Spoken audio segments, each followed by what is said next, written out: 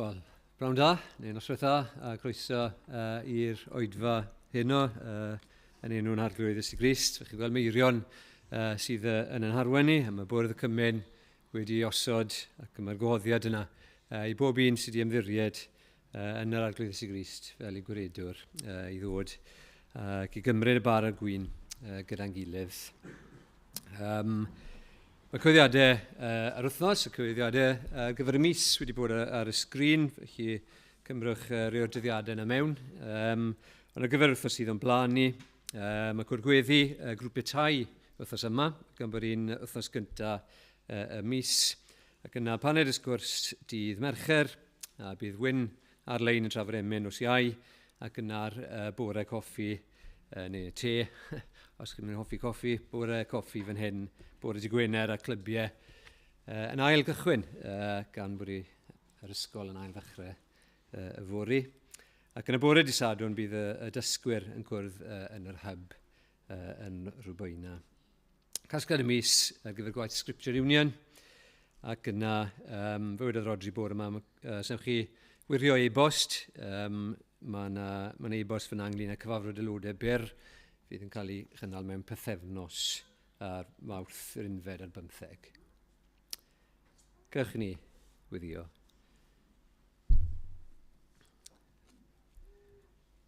Yn diolch i ti o arglwydd am yr holl freintiau sydd gyda ni. Ni'n diolch i ti nawr am y fraint o chi cwrdd gyda'n gilydd a bod ryddid yn ei wneud hynny a bod ni'n gallu dod i mewn i dy bresenoldeb di dy fod ti'n ddew sanctaidd a'n bod ni'n bechaduried. Ni'n diolch bod ni'n gallu dod yn enw ac yn heiddiant yr arglwydd Iesu Grist. Ac ni'n gweddio byddwn ni'n ystyried hyn glywon ni bore yma. Mae dy adnabod di a'n ffrostio yno ti yw'r peth gorau gallwn ni'n neud. Ac ni'n gweddio byddwn hynny'n wir amdano ni wrth ni ddechrau yr wythnos arall. Byddwn ni am i eraill wybod am y cariad sydd yn yr arglwydd Iesu Grist, am yr heddwch cydwybod am y ddeiant sydd ynddo fe. Ni'n cyflwyno yr oedfa i ti nawr, ac pob beth fydd yn digwydd yma, ni'n gwyddio nawr ti roi nerth i Meirion, byddwn ni'n profi nerth yr ysbryd glân, wrth i ni fyfyrio ar dair di gyda'n gilydd, wrth i ni ddod am yfyrio wrth gymryd y bara ar gwyn. Byddwn ni wir yn agosau at y ti, ac y bydde denw di yn cael y clod mae yn ei heiddi. Dyna yw'n gweddi ni dros yn gwlad ni, y bydde ti'n defnyddio dy eglwys mwyn codi enw Iesu Grist yn uchel eto, ac byddwn ni'n clywed am drwydigaethau. O arglwydd, madden ni bob bai, derbyn ni nawr yn heiddiant Iesu Grist. Amen.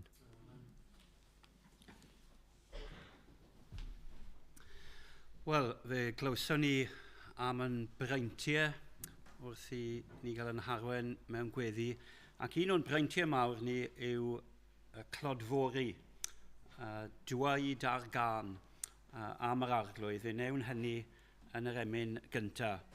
Dyw'r emyn yma ddim yn y llyfr emynau, na'r atodiad, nag unrhyw grym mawl, ond mi fydd ar y sgrin i chi.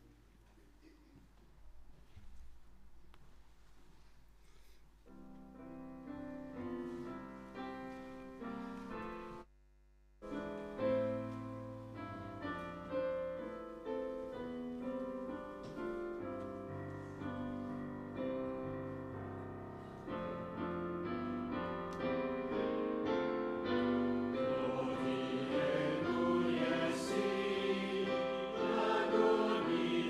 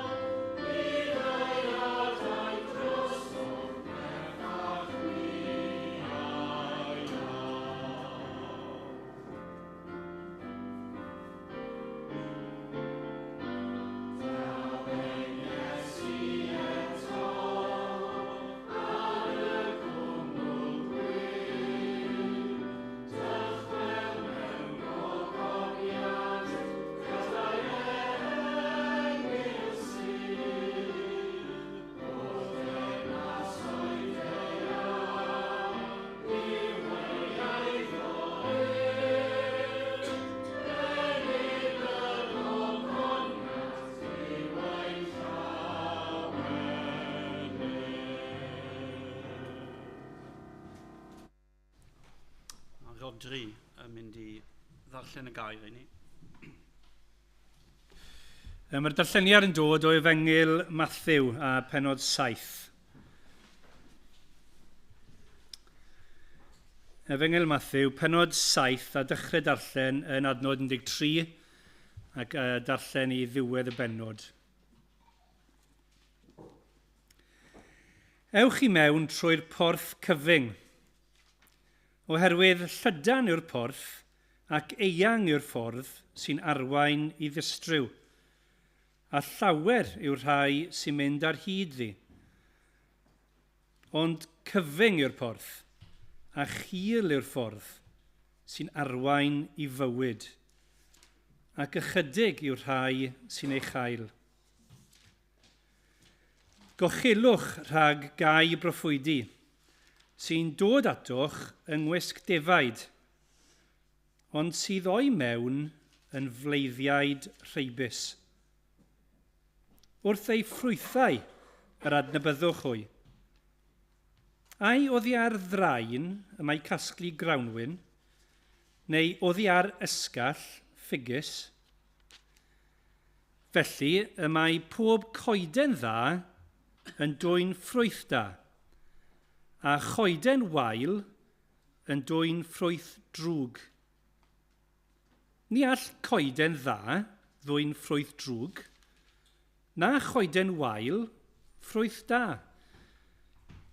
Y mae pob coeden nad yw'n dwyn ffrwyth da yn cael ei thorri i lawr a'i bwrw i'r tân.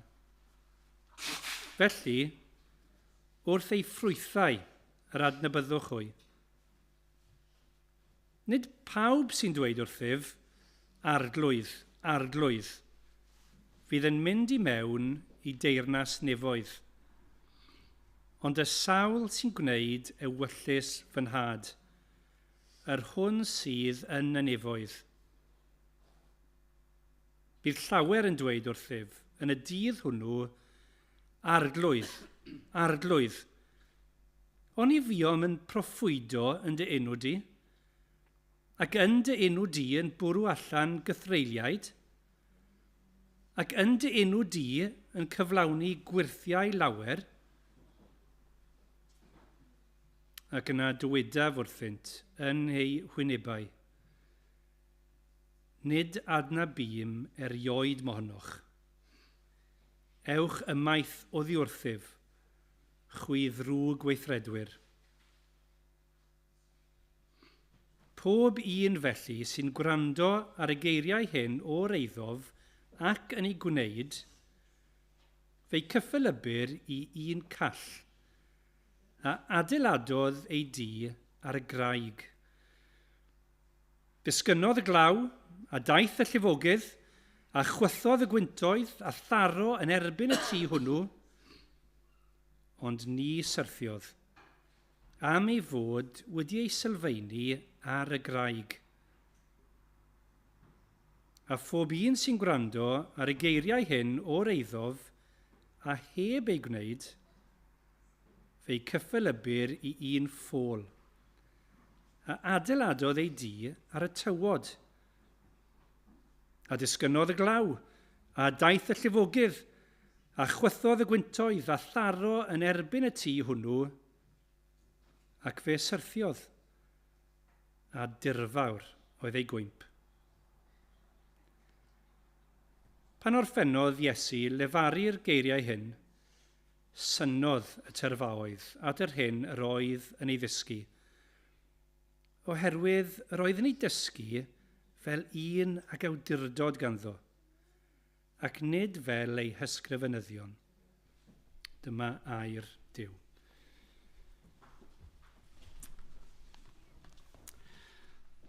Wedi gofyn i Rodri ddod yn ôl mewn munud i roi uchafbwyntiau'r gwersyll i ni. Nawr ni'n deall mae'r hyn sy'n digwydd ar wersyll, fe arosir yn y gwersyll.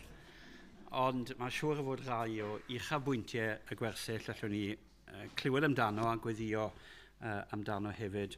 I ni'n mynd i ganu a chydnabod mae Iesu Grist yw y gair oedd o'r dechreuad, Gyda'r tad cyn bod y byd, roes dy ser ar holl blanedau yn ei lle cyn dod i'r cryd. 55, os ych chi'n defnyddio'r atodiad.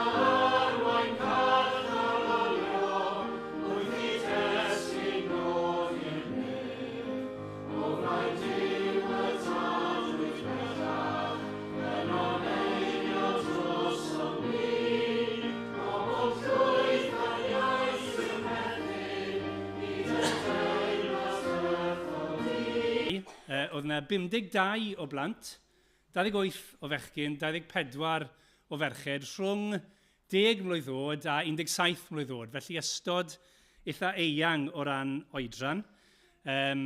Derek Adams oedd y caplan, oedd Carys Morris yn arwen y merched, a wedyn o'n i a 7 swyddog. Yn gwerthfawrogi'n fawr eich gweddiau dros y fi'n bersonol a dros y gwersyll, dros arwen lan at y gwersyll a dros yr wythnos i hun. A ni'n diolch yn fawr am ofal Duw a'i ddiogelwch e. Chi'n ymwybodol, felly fel arweinydd, chi'n edrych trwy a meddwl am yr holl bethau gallaf yn o'i le ac yn poeni, ond oedd Duw yn ffyddlon ac yn ddiolchgar iawn am ei ofal dros y gwersyll yn gyffredinol. A fi yn meddwl, oedd e'n wersyll hapus. O'n i'n dweud am yr ystod oedran, 10 i 17 mlwydd oed, ond mae'n fraint cael gweld sut mae'r plant yn ymwneud â'i gilydd, a y plant hun yn gofalu am yr iau. A fi yn meddwl oedd e'n wersyll hapus. Lot o fwynhau, lot o chwerthin, a'r plant a'r swyddogion war y teg yn taflu hunain mewn i bob gweithgaredd. Mae'n fraint cael gweld hynny, a'n ddiolchgar iawn am eich gweddiau chi am hynny. Ac yn diolch yn arbennig am y swyddogion. Mae gymaint o'n fe'n dibynnu ar ymroddiad swyddogion i'r gwaith ac i'r plant. O'n nhw'n gret. A mae cael Derek fel caplan yn i'w mynd siarad mor glir, rhywbeth mor syml bod y pethau mae'n dweud yn bethau mawr, ac eto mae fel cael swyddog, bron gwersyllwr ychwanegol, achos mae wrth i fodd yn taflu hunan mewn i bob dim. So oedd e'n hyfryd pethau i ddiolch amdanyn nhw. Ac wedyn, o'n i'n meddwl am bethau i weddio drostyn nhw. Oedd yr oedfaon, oedd Derek yn arwen yr oedfaon, ac o'n i'n edrych o dy fe nifer y bregethau ar Genesis 28. A Jacob, chi'n cofio, yn cael breuddwyd a gweld ysgol a ganylion yn mynd lan a lawr ac yn mynd galw'r lle yn Bethel. A'r pwynt oedd dy fe mewn gwirionedd oedd sut dwi'n dod yn Gristion ac yn gweld y profiad mae gath Jacob yn brofiad le mae cam pwysig le mae'n dod i ddilyn a gwrando ar yr arglwydd. A fel unrhyw wersyll, oedd y neges yn berthnasol i'r gwersallwyr, ond fi'n meddwl hefyd i ni oedd yn hun. Cofiwch am y gair na gath ei bregethu, bod hynny'n aros yng nghalonnau y plant. A'r un peth gyda'r asidaethau oedd y swyddogion yn arwen yn edrych ar pwy yw Iesu Grist, ac yn edrych ar tystiolaeth Thomas ar ôl yr atgyfodiad yn dweud fy arglwydd am Duw. Gweddiwch bydde y rhai sydd yn Gristnogion yn barod o'r gwersallwyr, bydden nhw'n cael eu cryfhau yn ei ffydd, a rhai yn dod am y tro cyntaf i ddweud, Iesu Grist, fy arglwydd am Duw. Cofiwch hefyd am Bryn y Groes a gwaith Bryn y Groes trwy'r wythnos. Gyda'n wybodol eto yn gweithio'n agos gyda Steve a Deb sy'n rhedeg y lle. Mae rhaid chi'n gwybod yn well na fi, ond mae'r gwaith yn gyson ac chi'n teimlo fel bod gymaint ar ei meddyliau nhw trwy'r amser, a mae gofal nhw o bawb sy'n dod yn fawr. Felly gweddiwch amdani nhw ar gwaith maen nhw'n wneud. A ni'n meddwl hefyd bod e'n werth cofio mewn gweddi am gwersylloedd yr haf sy'n dod. Bydd lot o'r plant buodd na wrthos diwetha wedi bod i wersyll am y tro cyntaf. Yn gweddio bod yn brofiad fydd ni'n da iddyn nhw, ac sy'n annog nhw fynd i wersylloedd yr haf. Ac wrth nhw glywed mwy, nid yn unig wersylloedd yr haf, wrth gwrs wrth mynd nôl i'w eglwysu hun, bydden nhw yn bwydo mwy ar y gair, a Duw yn gweithio yn eu bywydau nhw. A bod ni'n gweld ffrwyth o hynny maes o law, nid yn unig mewn gwersylloedd, ond yn eglwysu ni. Oedd e'n hyfryd, rhaid dweud, cael gymaint o blant yr eglwys yna, a gweld nhw'n dymlaen mor dda gyda'i gilydd, a gyda'i eraill, a mae'n cyffroes meddwl bydd mwy yn dod, fi'n credu o'r eglwys blwyddyn nesaf, bod nhw ddigon hen i fynychu. Felly gweddiwch am y pethau yna i gyd. Ond fi ddiolchgar iawn am eich gweddiau chi yn ystod yr wythnos diwetha. Newn ni droi at yr arglwydd mewn gweddi.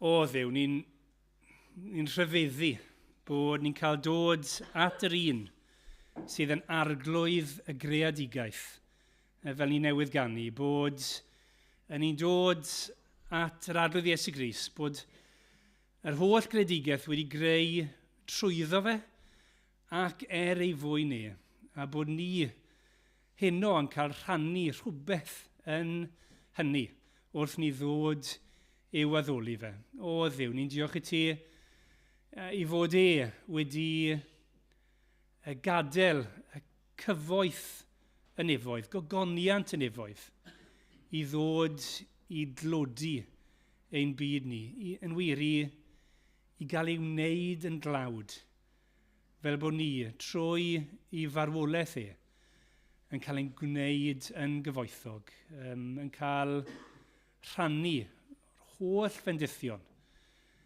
sydd yn iddo fe. Arglwydd, ni'n diolch i ti bod ni wedi profi rhywfaint o hynny heddi. Wrth ni addoli nawr yn ymwybodol, mae dim ond oherwydd dy ras di ni yma ac yn cael y rhyddid i wneud hynny. Ac o Dduw, ni'n diolch i ti yn arbennig am bethau fel y gwersyll newydd fi yn Bryn y Groes. Ni'n diolch i ti eto am y rhyddid sy'n gael i rhedeg gwersyll tebyg. Ni'n diolch i ti am awydd rhieni i ddanfon i plant, awydd y plant i fynychu ac i wrando ar dair di. O Dduw, ni'n gofyn ti gofio'r hynny sydd falle gair wedi cyffwrdd nhw yn ystod yr wythnos diwetha. Rhai falle am y tro cyntaf, ni'n gweddio wrth nhw fynd nôl i Falle sefyllfaoedd digon unig. Ac yn ôl i'r ysgol yr wythnos hon, ble mae pwysau y byd o'i cwmpas nhw yn gryf arnyn nhw. Ni'n meddwl am yr un peth dros plant yn heglwys ni. Arglwydd ni'n gweddio, bydde ti'n rhoi nerth iddyn nhw i sefyll yn yr arglwydd Iesu Grist. A ni'n diolch i ti bod yr hwn sydd drosom ni yn fwy na'r un sydd yn herbyn ni. Ac arglwydd yn hynny o beth, ni'n gofyn i ti roi nerth i bob un o'n ni yr wythnos yma. Nid yn unig nawr i wrando ar dair di ac i glywed ond i fyw yn ôl dair di, i blesio yr arglwydd Iesu Grist yr wythnos hon, gyda'n bywydau cyfan ni, a bod ni yn dystiolaeth clir a chadar ni ti. Arglwydd, helpa ni yn ffrostio'n unig yn yr arglwydd Iesu Grist, ac i weld yn fwy gwerthfawr na dim byd arall. O Dduw, ni'n gofyn ti yn arbennig i fod yn agos at Emyr yn ei salwch, yn ni'n gweddio ti roi nerth ac egni ac i adnewyddu fe yr wythnos hon. Ni'n gofyn am eraill sydd falle'n gaeth i'w tai, neu rhai sy'n mynd trwy gyfnod anodd, neu sy'n gwynebu wythnos anodd.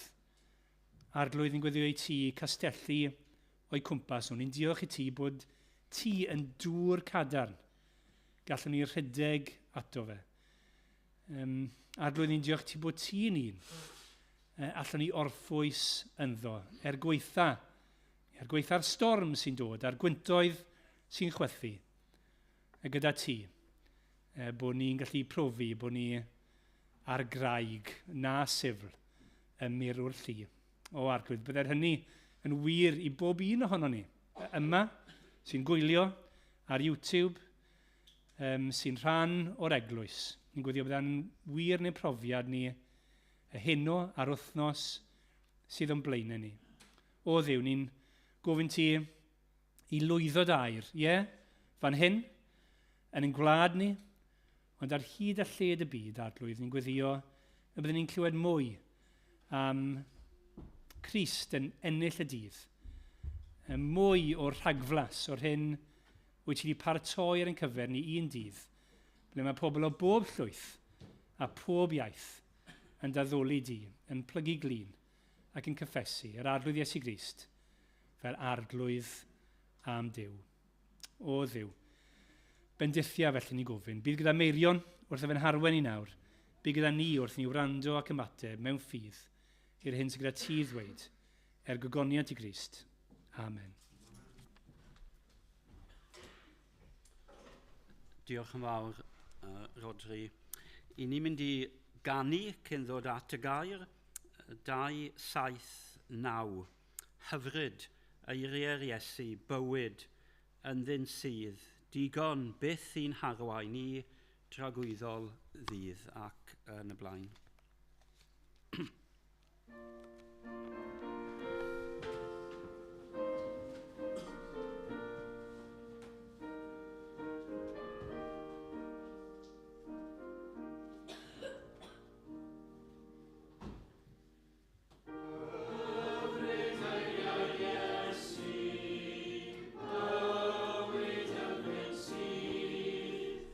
Digon byth i'n harwain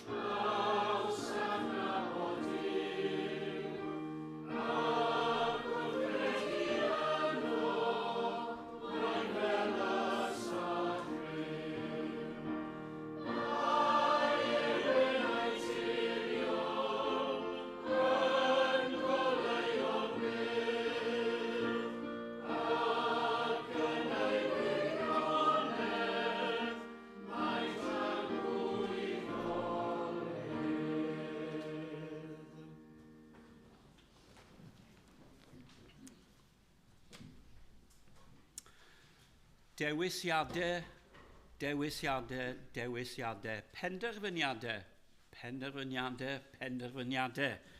Wel, i fi wedi sôn am eich bywyd I gyd yn y fan yna.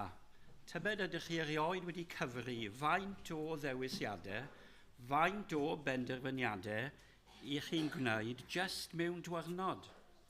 Nawr, y funud yma, I chi'n dewis gwrando. Diolch yn fawr. I chi'n mynd I benderfynu bod chi'n gwrando ar y gair yma hyd ddiwedd y bregaeth. Pa bynnag, neu beth bynnag yw hyd honno. Wedyn ni'n troi at y Beibl ac ni'n gweld eto penderfyniadau mawr, dewisiadau mawr.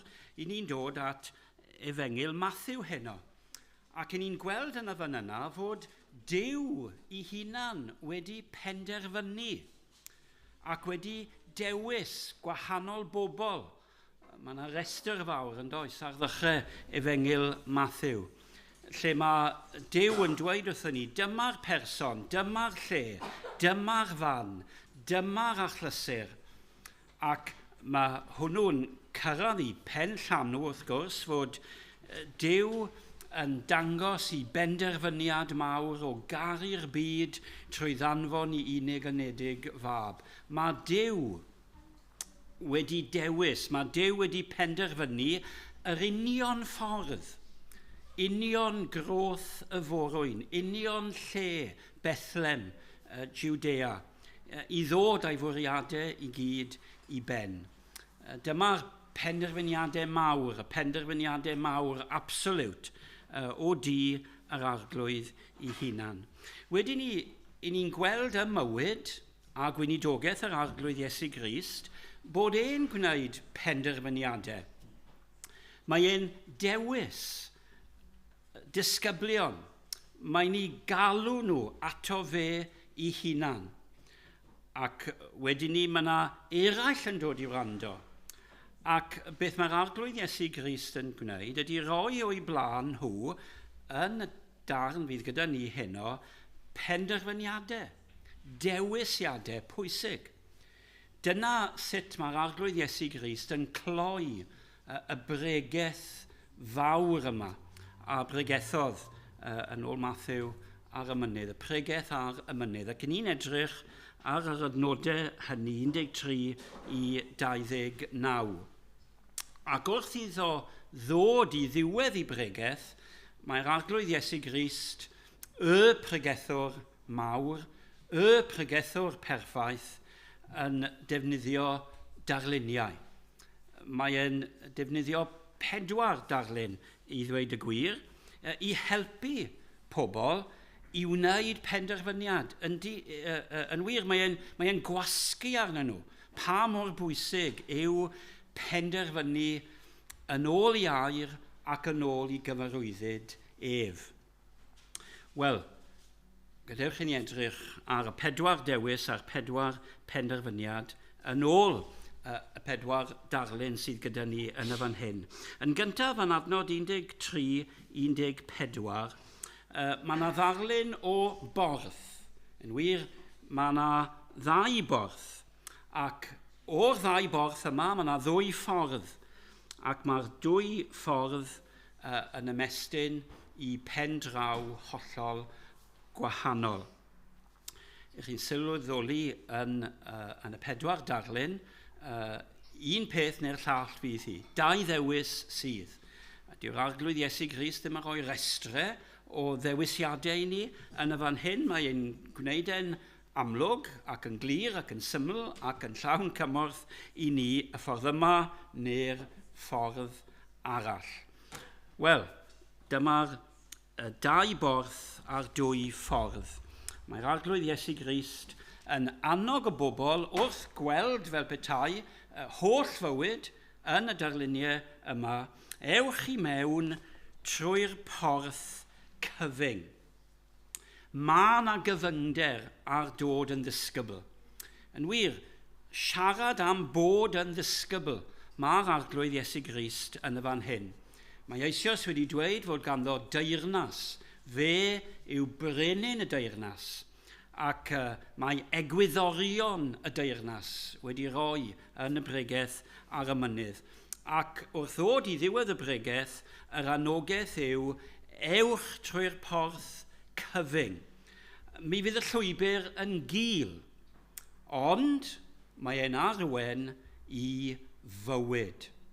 Mae bywyd yn Efengyl Mathew, fel yn yr Efengylau i gyd, yn ymwneud â bywyd gyda Christ. Dyma ansawdd y bywyd. Mae e hefyd, wrth gwrs, yn fywyd tragwyddol. Does dim stop. Does dim pen draw iddi. Ac felly dyna'r dewis. Nawr, i chi'n meddwl, y ffordd sydd yn arwain at y bywyd, fod hi'n gul, fod na anawsterau lawer ar y ffordd yma, mae e'n fawnderi, digon o le i bob peth sydd yn bwysig i fi. Mae'r llwybr yma'n eang a llawer sydd yn rodio ar y llwybr yma. Hynny yw y mwyafrif. Ac mae e'n anodd yn dywe penderfynu bod yn y lleiafrif yn hytrach na'r mwyafrif. Ond mae'r arglwydd Iesu Grist yn gwasgu yn y fan hyn wrth i chi feddwl am bywyd a hwnnw fel taith. Oherwydd dyma'r darlun yma, llwybr. I chi'n cerdded, mae yna lwybr o'ch blaen chi. Lle bod rai ohonoch chi, dim falle, mae rai ohonoch chi yma, heno i chi'n ifanc, a mae llwybr bywyd, mae taith bywyd i ni'n gweddio, Duw a'i mynd, o'ch blaen chi. Siwr i chi mynd i ddewis. Mewn man arall, mae'r arglwydd Iesu Grist yn dweud wrth y disgyblion, mae fi yw'r porth, fi yw'r ffordd, fi yw'r bywyd. Mae popeth yn canoli ymherson yr arglwydd Iesu Grist. Fe ddath na fan, fe ddath na lle. Mae'r emynydd Pantycelyn yn dweud ni rwy'n dewis. Nawr, Pantycelyn oedd y cyntaf i gredu, mae Duw oedd yn gwneud y dewisiadau mawr. Mae Duw oedd yn gwneud y penderfyniadau mawr. Ond roedd yn ymwybodol hefyd bod rhaid iddo fe i ymateb i benderfyniad Duw.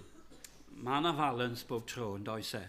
Duw sy'n dewis, Duw sy'n ethol, Duw sy'n ragordeinio i ddweud y gwir, ond i ni am ymateb, i ni fod i ymateb. A dyma mae'r arglwydd Iesu Grist yn galw arnoch chi wneud heno. Ydych chi wedi ymateb? Ydych chi ar y llwybr cul, ond hyd yn oed nawr?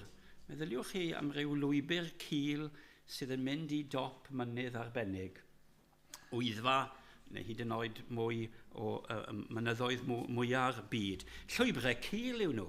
Ond ych chi'n cyrraedd y top, ych chi'n cyrraedd y pen draw, a mae'r golygfa, yn wir mae'r golygfa cyn i chi gyrraedd yn ysblenydd, oherwydd mae'r mynydd yma, a'r mynydd arall fel arfer yn ran o fynyddoedd eraill, ond ych chi'n cyrraedd y top, ac mae'r olygfa yn odidog. Ac wrth gwrs, yng nghwmni'r person, fe sy'n tywys, fe sy'n arwen, fe sy'n diogelu, fe sy'n cynnal, ar hyd pob llwybr cul. Felly, dau borth, dwy ffordd a dwy dynged. A beth sy'n bwysig i ystyried yn y fan hyn, mae'r alternatif, mae'r arall yn ddifrifol yn diwe, bywyd neu distryw. Mae un esboniwr yn dweud, mae Iesu Grist yn rhoi o flaen i ddisgyblion yn y fan hyn, nefoedd ac uffern. Pwy fydde'n dewis distryw? Pwy fydde'n dewis colledigaeth? Mae'r arglwydd Iesu Grist fan hyn yn cynnig ffordd bywyd. Ewch amdani, ewch am y ffordd, ewch am y llwybr, ewch am yr hyn sydd yn wobr gan yr arglwydd Iesu Grist.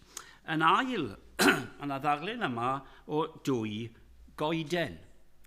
I ni wedi bod yn y coed yma yn weddol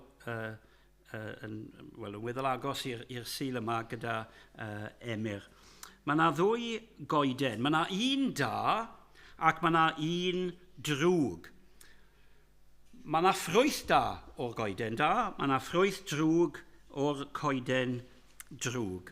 Beth mae Iesu Grist yn gwneud yn y fan hyn? Wel, fe welsom y noson hynny fod yr arglwydd Iesu Grist yn rybyddio rhag pa fath o ddysgeidiaeth i chi mynd i gyfleidio.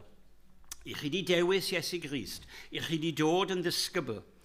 Mwyn aros yn ddisgybl, mwyn tyfu fel ddisgybl, mwyn aeddfedu fel ddisgybl, mae'n rhaid cael dysgeidiaeth. Mae'n rhaid cadw mlaen i'w rando ar lais yr arglwydd Iesu Grist. Meddai Iesu Grist, o bydd llawer yn dod ac yn dweud wrthoch chi i'w rando ar fy nysgeidiaeth i. Rwy'n broffwyd, rwy di cael yn anfon. Ond, does dim dysgeidiaeth da dyn nhw. Does dim dysgeidiaeth llesol gyda nhw. Wel, sut ych chi'n mesur y ffwyso? Sut ych chi'n neud y dewis? Wel, meddai'r arglwydd Iesu Grist yn y fan hyn, gorchelwch rhag y gai bryffwydi, bod nhw'n dod mewn gwisg defaid, o'i mewn maen nhw'n fleiddiad reibus, wrth ei ffrwythau yr adnabyddwch hoent.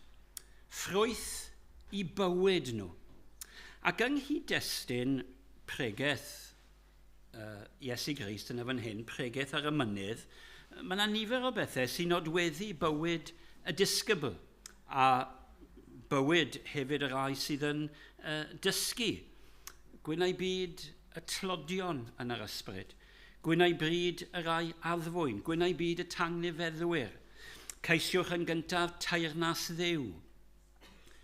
Cofiwch gweddio, gofyn, curo, dod at yr arglwydd mewn gweddi, sylweddoli bod eich tad yn y nefoedd.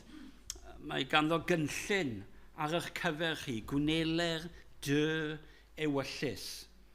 I chi'n fyddaigar, i chi ddim yn dal dig. Mae yna flaenoriaethau yn eich bywyd chi. Mae yna drysor uwch pob trysor arall. Ac mae gwrando ar y geiriau, i ni wedi canu heno, hyfryd eiriau'r Iesu, bywyd yndyn sydd, mae'r geiriau yma yn mynd i feithrin cymeriad yno chi. Chi'n gwrando ar Grist ac i chi'n dod yn debycach i Iesu Grist. Ai dyna'r dysgeidiaeth? I chi mynd ar ei ôl. Pa fath o ddysgeidiaeth? Mae'r dysgeidiaeth sydd i gael yn y bregaeth ar y mynydd ac ar hyd y Testament Newydd, mae'n mynd i traws newid chi. Nid dysgeidiaeth mwyn dysgeidiaeth, mwyn cael gwybodaeth sydd yn bwysig yn y fan hyn, ond fod y gwybodaeth yn eich troi chi ac yn rhoi dymuniadau newydd i chi mynd i ddymuno i fod yn debyg i Iesu Grist. Dyna yw gwir ddisgybl. Felly, mae yna ddau borth, dwy ffordd, dwy goeden, a hefyd yn drydydd, mae Iesu Grist yn tynnu sylw at y ffaith, mae yna ddwy gyffes. Mae yna rai sydd yn cyffesu yn frwd frydig, arglwydd, a nid jyst unwaith, arglwydd. Mae yna frwdfrydedd yn y datganiad, mae yna frwdfrydedd yn y cyffesu. Ac hefyd maen nhw'n gallu tynnu sylw at y ffaith, i ni di proffwydo yn dy enw di. I ni di bwrw allan gythreiliad yn dy enw di. O, mae yna rhyw bethau mawr wedi digwydd. Ond meddwl arglwydd Iesu Grist, a mae yna rhywbeth, y gair sydd wedi dod i fi trwy'r wythnos yw chilling. Mae yna rhywbeth iasoer yn y fan hyn. Mae Iesu Grist yn dweud i chi'n dweud ac yn defnyddio terminoleg iawn.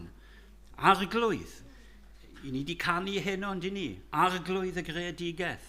Arglwydd y gair. Arglwydd y groes. Arglwydd y bedd gwag. Ond i chi ddim wedi dod fel petai o dan yr arglwyddiaeth yna. I chi ddim wedi gwneud ewyllus y tad sydd yn y nefoedd. A dyma'r peth iasor, dwi ddim yn eich adnabod y chi. Adnabyddiaeth Crist ohonom ni yw sylfaen pob gwir gyffes.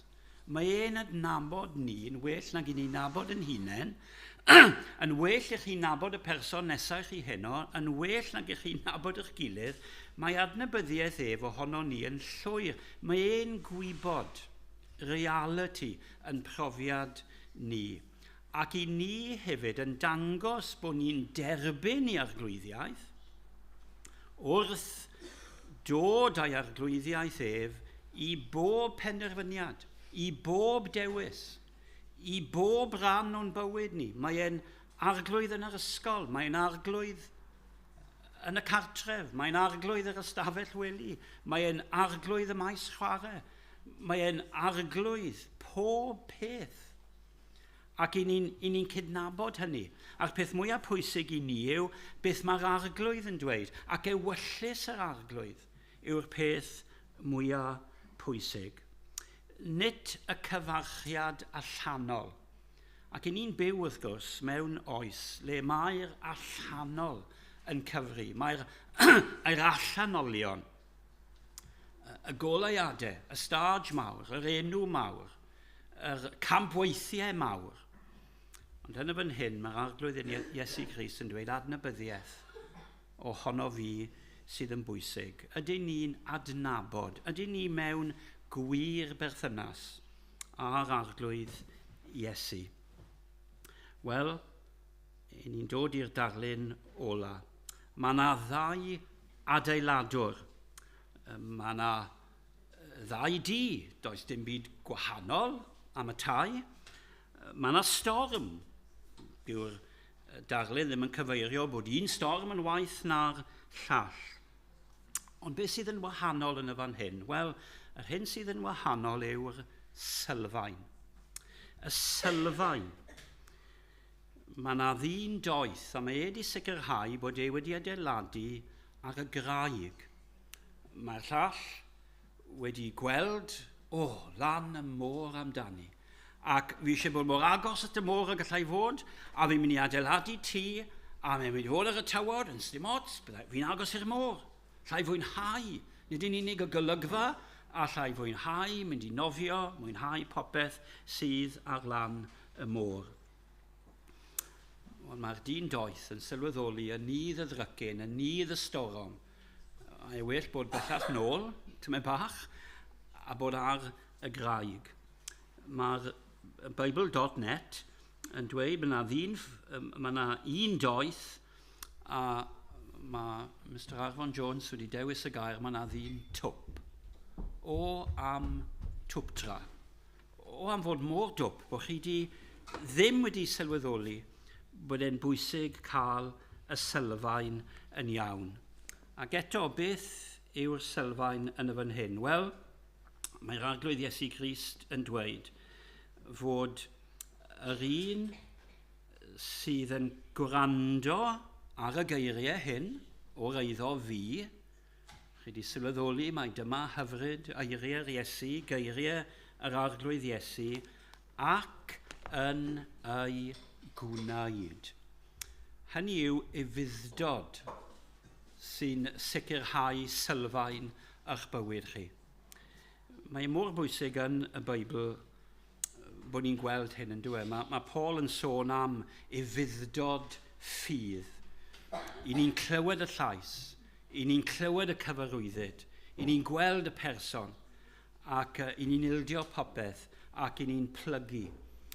I ni'n plygu meddwl, i ni'n plygu ewyllus, i ni'n plygu emosiwn, i ni'n plygu popeth i hwn.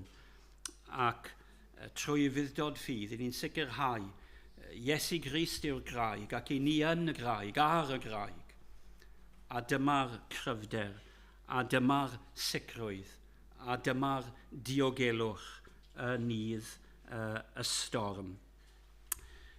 Mae'r storm fel arfer yn y Beibl yn cael ei ddanfon gan Dduw i brofi. Mae'r storm yn cael ei ddanfon hefyd i ddinistrio ac i cael gwared ar drwg. Ac yn y proffwydi i gyd, Jeremiah, Ezekiel, i chi'n cael y darlun yma, fydd y glaw yn disgyn, fydd y gwynt yn rhio, Bydd y storm ola yn dod. Mae yna storm ola i ddod. Beth bydd yn sefyll y pryd hynny? Wel, nid fy nghyfiawnder i, nid fy ngair i, nid fy ymdrech i, nid dim byd o'n iddo i, ond pob peth sydd yn sefyll yn Iesu Grist. Dyw hynny ddim yn golygu, oherwydd mae yna bwyslais di bod heno, mae yna weithredoedd i ni fod i gyflawni, i ni fod i ymateb i ddewis a phenderfyniad Crist. Ond fe sy'n sefyll, fe a'i bobl sydd yn sefyll ar y graig. Ar ddiwedd y bregaeth yma, mae Mathew yn cofnodi hyn. Pan orffennodd Iesu lefaru'r geiriau hyn, synodd y terfaoedd at yr hyn yr oedd yn ei ddysgu, oherwydd yr oedd yn ei dysgu fel un ag awdurdod ganddo. A na'r peth mawr am y geiriau yma, geiriau awdurdodol yr arglwydd Iesu Grist. Dwi wedi dweud heno fod nhw ddarluniau, a dyn ni ddim fod i fod yn ffwrdd heno a dweud o'r arglwydd Iesu Grist yn artist da, digwydd bod mi oedd e, roedd e'n brengethwr da. Ond beth oedd sail a sylwedd i awdurdod? Wel, mae Efengil Mathew ar ei hyd yn dweithio ni, dyma fab Duw, dyma caedwad dyn, dyma'r un y ddaeth yn ddyn ac yn dduw, ac mae awdurdod wedi wreiddio yn ei berthynas gyda'r tad. Fe gafodd ei awdurdod ei weld yn y gair, gafodd ei awdurdod ei weld yn yr holl gweithredoedd a'r gwirthiau. I ni'n gweld ei awdurdod dros angau a'r bedd. I ni'n gweld ei awdurdod yn y diwedd, y mae pob awdurdod, dyma fel mae Efengil Mathew yn cloi, y mae pob awdurdod yn y llaw i.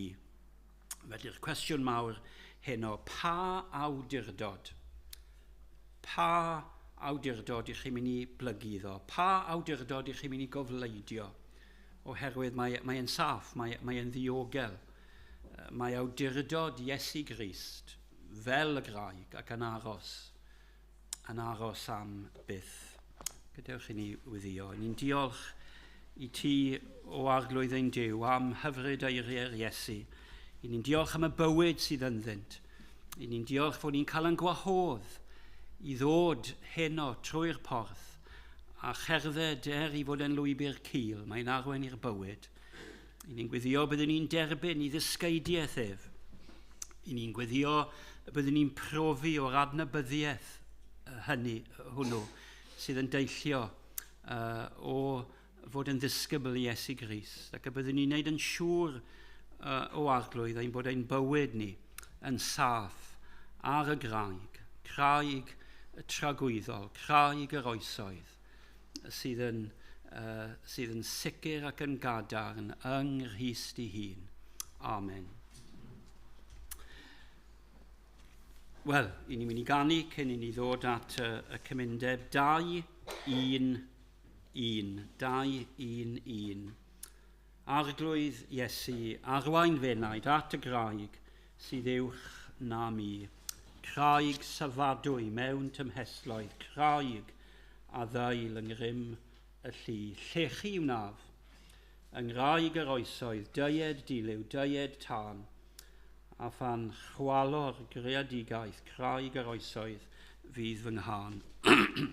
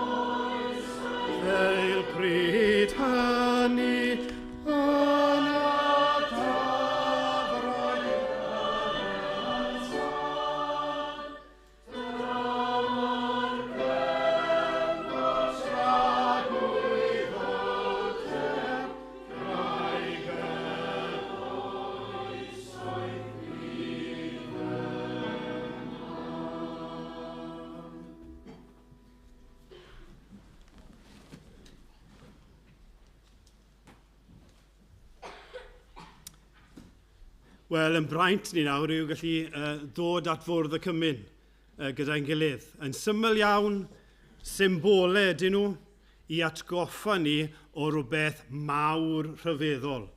Symbolau i atgoffa ni bod Iesu Grist wedi marw. Bod e wedi mynd i'r groes o'i wirfodd. Ar y groes bod e wedi dioddef drosto ni. Bod ei gorff e wedi torri, bod gwaed wedi llifo, a'r cyfan ein mwyn ni. A mae'r symbolau syml yma yn helpu ni i atgoffa'n gilydd. Wel ie, dyma sail yn iachadwriaeth ni. Dim byd ohono ni, y cyfan o'r arglwydd Iesu Grist. Yn trefn ni yw byddwn ni'n rhannu y bara a'r gwyn gyda'i gilydd. Mae'r cwpan yn dod ac ar y top mae yna y blat bach ar bara. Byddwch chi'n cymryd y ddau gyda'i gilydd.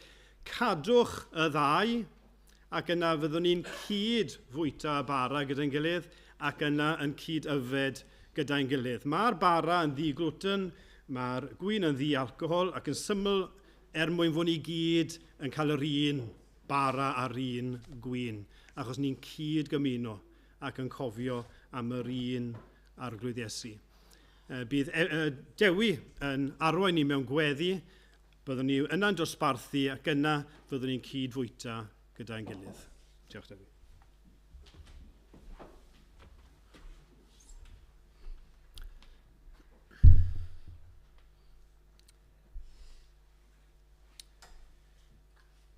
Iawn, diolch i ti o arglwydd bod ni yma heno i wrando ar eiriau'r arglwydd Iesu Grist. Ac ni'n gweddio nawr y bydde pob un ohono ni yn dod yn ddifrifol iawn wrth ni ystyried y geiriau yma. Ni bod fod ti yn gofyn i ni wneud dewisiadau ac ti ddim yn gallu ystyr y ffens. Ond ni'n gweddio arglwydd am ras nawr i bob un ohono ni. Byddwn ni wir yn gwybod bod ni wedi dewis y porth cyfyng, y gat cyfyng, ac wedi dewis dy ffordd di. Bod ni wedi adeiladu yn bywyd ni ar y graig. Ni yn gweddio arglwydd, byddwn ni ddim jyst yn defnyddio y geiriau yma, a'r terminoleg cywir, ond byddwn wir am ein bywyd ni, bod ni am i fyddhau i ti ym mhob ran o'n bywyd, a bod yna ffrwyth cywir yn ein bywydau ni. Ond ni yn diolch bod ni yn edrych yn eich cyntaf at fywyd yr arglwydd Iesu Grist. Diolch i ti amdano fe a i fuddod e. Diolch bod wedi mynd i'r groes i dalu ein dyled ni. Cyn ni yn stopio nawr mewn munudau yma ac yn gofyn am help yr Ysbryd Glân i dywelu a meddwl am y weddi yng Ngethsemane ac ni feddwl am yr holl anhegwch a'r creulondeb yna a'r gorchuddio llyged Iesu Grist a'i fwrw fe a poeri arno fe a'r gwawd ni'n gwybod ar un llaw gallwn ni ddweud bod Judas ar fai bod Pilat ar fai bod yr Iddewon bod nhw gyd ar fai ond ni gyd yn gwybod bod ni yn bechaduriad ac ni'n gwybod na'r reswm mwyaf mae'r arglwydd Iesu wedi marw oherwydd y gariad i tuag ato ni a'i fuddod yn mynd i'r groes ac ni yn gweddio arglwydd yn ein beien ni nawr byddwn ni'n ymwybodol o'r heddwch sydd yn yr arglwydd Iesu Grist a'r hedd wyt ti yn cynnig i ni y maddeiant ti'n cynnig i ni yn rad ac am ddim helpa ni nawr wrth feddwl am y gwaed wrth feddwl am gorff yr arglwydd Iesu Grist yn cael ei rwygo bydde calonnau caled ni wir yn toddi ac bydde ni yn bobl sy'n gwybod bod ni mewn perthynas gyda ti a bod ni yn gwrando arno ti a bod ni'n siarad gyda ti a bod ni'n gwneud hynny bob dydd. Bydd gyda ni nawr aros gyda ni gan ein bod ni'n gofyn yn enw ac yn heiddiad Iesu Grist. Amen. Wrth i ni ddosbarthu nawr gai annog chi. Os ych chi yn ymwybodol bod chi ddim eto yn credu, gadewch i'r gwyn a'r bara fynd heibio a cymrwch yr amser yma i ystyried ac i weddio o ddyfru ger bron Duw.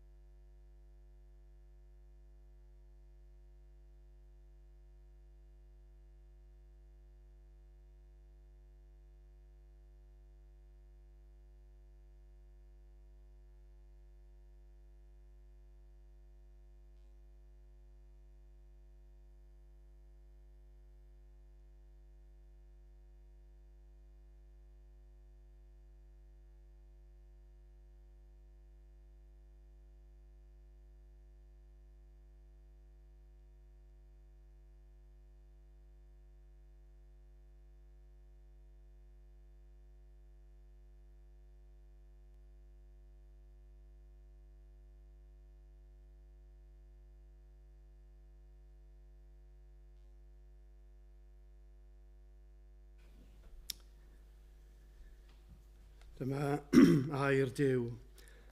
Oherwydd fe dderbyniais i oddi wrth yr arglwydd, yr hyn hefyd a dyryddodais i chwi. I'r arglwydd Iesu, yn os y brydychwyd ef, gymryd bara. Ac wedi iddo ddiolch fe'i torodd a dweud, hwn yw fy nghorff, sydd eich mwyn chwi. Gwnewch hyn cof amdanaf. Gawch i ni gyd fwyta gyda'n gilydd.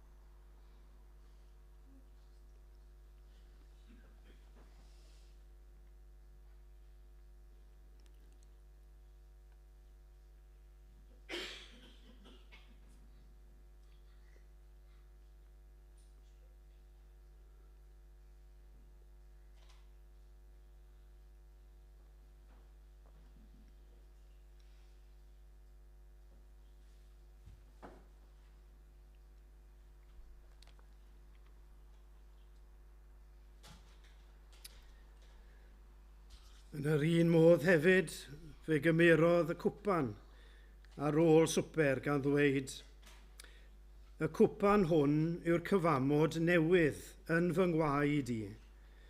Gwnewch hyn bob tro yr yfwch ef, cof amdanaf.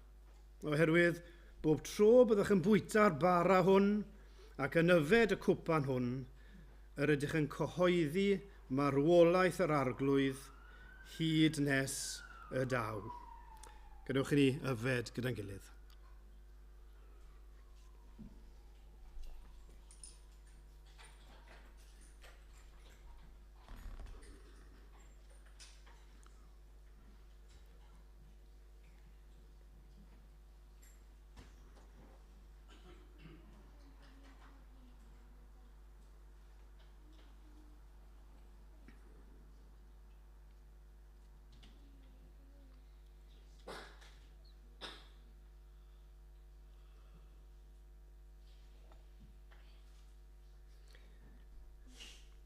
O Dduwyn Tad, ni'n diolch i ti am gyfle nawr i gofio gyda'n gilydd unwaith eto rhywbeth a ddigwyddodd dros 2,000 o flynyddoedd yn ôl, bod Iesu Grist wedi mynd i'r groes, bod e wedi dioddef, bod e wedi marw yn ein lle ni.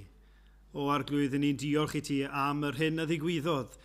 I ni ddim yn mwynhau darllen am yr hyn ddioddefodd e. Poen corfforol yn fwy na hynny. Y poen o gymryd ein pechodau ni i gyd arno fe ei hun. Y poen o bod am dy lyd cyfiawn di arno fe. Y poen o ddioddef, gweld ei dad yn troi wrtho fe. O Arglwydd, diolch i ti am ddioddefiadau Iesu Grist. Gen i'n gweddio Arglwydd y byddwn ni'n sylweddoli, ai am fy meia i y dioddefodd Iesu mawr. Ac oherwydd ein pechod ni, o Arglwydd, dyro ryw olwg newydd ni, o'i gariad e ato ni, a ni'n gofyn ar ti gynnau mwy a mwy o gariad yn ein calonau ni ato fe. Gen i yn llawenhau o Dduw, bod Iesu Grist, wedi mynd i'r groes, bod e wedi marw, bod e wedi mynd i'r bedd, ond ni'n llawenhau bod e wedi atgyfodi'n fuddugoliaethus, a bod ni'n addoli ac yn ymgrymu hyn o ger bron gwaredwr byw. Go Arglwydd, ni'n diolch i ti fod ni'n cofio amdano fe hyd nes y daw, ac y byddwn ni ryw ddwrnod yn ei weld e, wyneb yn wyneb. Ac ni'n gweddio Arglwydd y byddwn ni gyd yn gallu gweld ei wyneb e a rhyfeddu mewn diolchgarwch. Bydd dim un ohono ni yma heno yn clywed Crist yn dweud, nid wyf yn eich adnabod, ond y bydd ni'n cofleidio ni, oherwydd ei ras a'i gariad tuag ato ni. O Arglwydd, dyroi ni frolio fwy ynddo fe ac yn dy gariad di. Clew ni felly derbyn ein mawl yn diolch am bod ni'n gofyn pob peth yn ei enw hyfryd e. Amen. Wel, fe godwn ni i ganu yr emyn ola gyda'n gilydd, emyn hyfryd am cariad. Dyma gariad, wel, pwy a'i treitha, anchwiliadwy ydyw ef. Dyma gariad, yw ddymderoedd byth ni threiddio nef yn ef. Dyma gariad, gwyd fy enaid, uwch holl bethau gwael y llawr. Dyma gariad, wna mi ganu yn y bythol wynfyd mawr. Fe godwn ni i ganu.